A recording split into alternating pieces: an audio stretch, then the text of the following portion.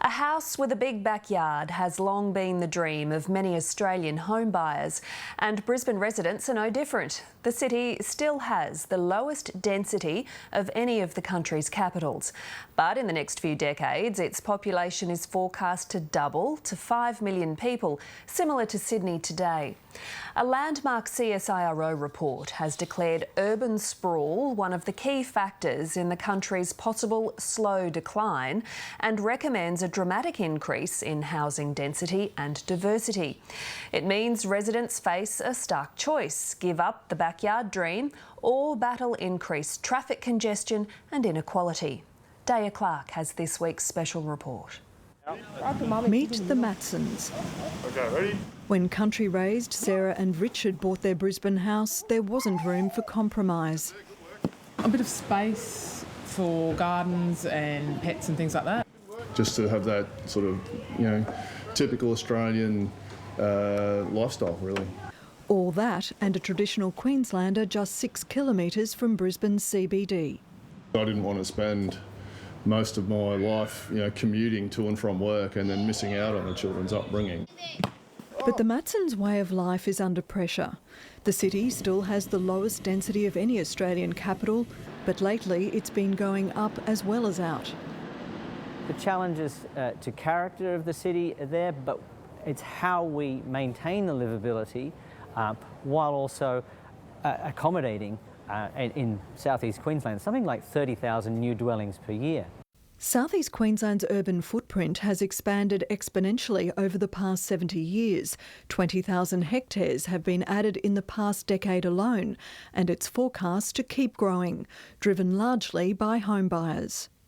In the process of trying to chase that Australian dream, they find places they can afford on the urban fringe, and that's the demand that's really driving that growth.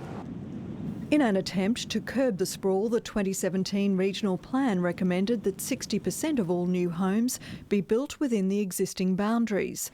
There's been a flurry of development, particularly around transport and retail hubs. Previously it used to be Queenslanders, so there was a lot of vernacular architecture and timber and tin architecture, and that has all now been cleared away, and this has gone in its place. So this high-rise development at Woolloongabba in Brisbane's inner south has been the cause of much community angst.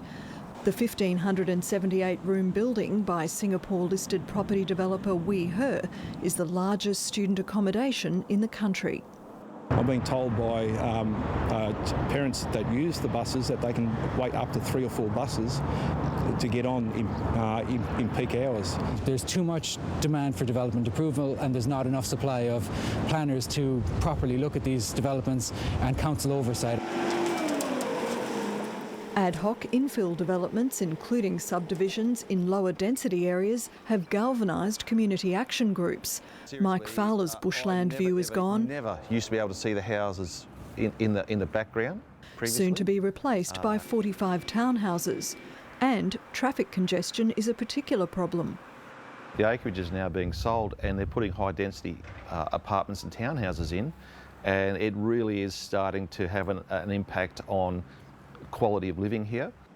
The council responded with what it calls a plan to save the backyard by stopping medium density development in single dwelling areas. The Lord Mayor's office hasn't responded to the ABC's questions, but many planning experts say the blanket approach is a bad idea. I am concerned that with the piecemeal application of density, that we will be waiting quite some time before we see sustainability benefits. The key to successful higher density living is good planning, with a mix of affordable housing options, public transport and access to green spaces. This development on Brisbane's north side ticks many of those boxes. Fitzgibbon Chase was master planned by the state government as an exemplar of what can be done. It offers a variety of housing, including small lot homes, townhouses and units. We were able to afford to build our first house, and that was something that we couldn't really do in some other suburbs of Brisbane. Katrina Gorton has lived here for 3 years. She doesn't have a backyard, but a communal garden makes up for it. I would be heartbroken if I had to move. I've got wonderful neighbours. And there are activities for all ages at the community centre in the heart of the development. density and livability can occur together, but often they don't, and it's because there isn't a good vision there to begin with. If Brisbane is to maintain its place in the top 20 most livable places in the world, it's important that the right infrastructure, housing and jobs are delivered exactly where they're wanted and needed. Daya Clark, ABC News, Brisbane.